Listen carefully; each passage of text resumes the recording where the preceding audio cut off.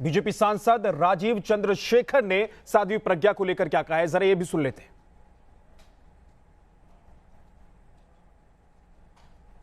क्या यहां तक बात रुकेगी या आगे जाएगी? नहीं, देखिए, ये मुझे नहीं मालूम इसके बाद क्या होगा या नहीं होगा, लेकिन पॉलिटिकल रिप्रेजेंटेटिव्स को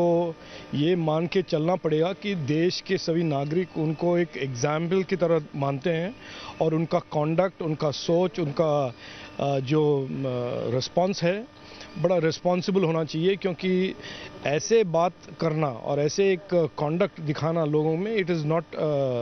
अपने आप पर एक कलंक है, और आप जो ऑर्गेनाइजेशन और पार्टी को रिप्रेजेंट करते हैं उस पर भी एक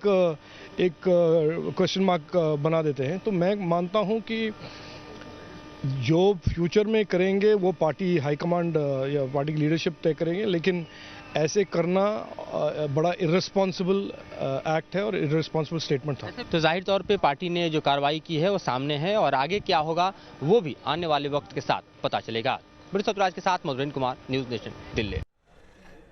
सीधे रुख करते हैं, मधुरेंद्र कुमार हमारे सहयोगी लगातार हमारे साथ बने हुए हैं संसद भवन से, वो तमाम अपडेट्स हम तक पहुंचा रहे हैं। मधुरेंद्र, इस वक्त क्या खबर है आपके पास, और साथ ही ये बताइए कि लगातार ये मांग हो रही है विपक्ष की तरफ से कि कोई सख्त कदम बीजेपी उठाए, क्या बीजेपी इस पर कोई मन बना रही है?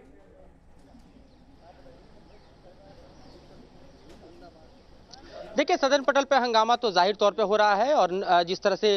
इंटरवेंशन की मांग की गई थी इस मुद्दे पर कांग्रेस के जरिए, ओवैसी के जरिए, आरजेडी के जरिए, इवन आम आदमी पार्टी की तरफ से, ये साबित करता है कि किस तरह से विपक्ष लामबंद है। खासतौर पे महात्मा गांधी के इस अपमान को सहने के लिए विपक्ष तैयार नहीं है, और जाहिर है कि सरकार की तरफ से भी कड़ा बयान देने की कोशिश की गई है। राजनाथ सिंह ने फ्लोर पर जो है वो स्टेटमेंट दिया, जिस तरह से जेपी नड्डा ने कार्यकारी अध्यक्ष के तौर पर अपनी बातें रखी और कहा कि किस तरह से डिफेंस की कंसल्टेटिव कमेटी से उनको बाहर का रास्ता दिखा दिया गया है, संसदीय दल की किसी बैठक में, सत्र में उनको शामिल नहीं किया जाएगा, और किसी भी तरह से उनके विचार से पार्टी सहमत नहीं है। लेकिन जो माहौल है इस वक्त उसमें देखें कि उनके बयान से पार्टी की भारी किरकिरी हो रही है, क्योंकि ये पहली बार दिया गया बयान नहीं है, बार बार दिया जाने वाला उनका बयान है, जिसमें वो गोडसे को देशभक्त बताती हैं, और इस बयान से पार्टी की भारी किरकिरी होती है। इस किरकिरी का अंदाजा आप इसी बात से लगा सकते हैं कि इससे पहले दिए गए उनके बयान पर प्रधानमंत्री ने खुद कहा था कि मन से वे माफ नहीं कर सकते हैं, लेकिन उसके बाद दोहराया गया यह बयान पार्टी पर भारी पड़ता हुआ दिखाई दे रहा है, और बीजेपी इस बयान से अपने को अलग करने की कोशिश कर रही है। तब दोहराया गया है जब उनसे अलग साध्वी प्रज्ञा ठाकुर को ऐसा लगा शायद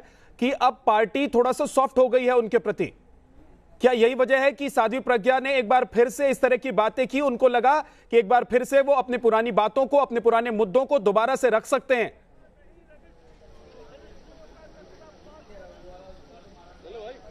देखिए, मुझे लगता है कि कल का जो वाकया था उसके अगर तमाम क्लिपिंग्स देखें तो इंटरवेंशन करती नजर आ रही हैं, ना उनका वक्त था बोलने का और ना ही वो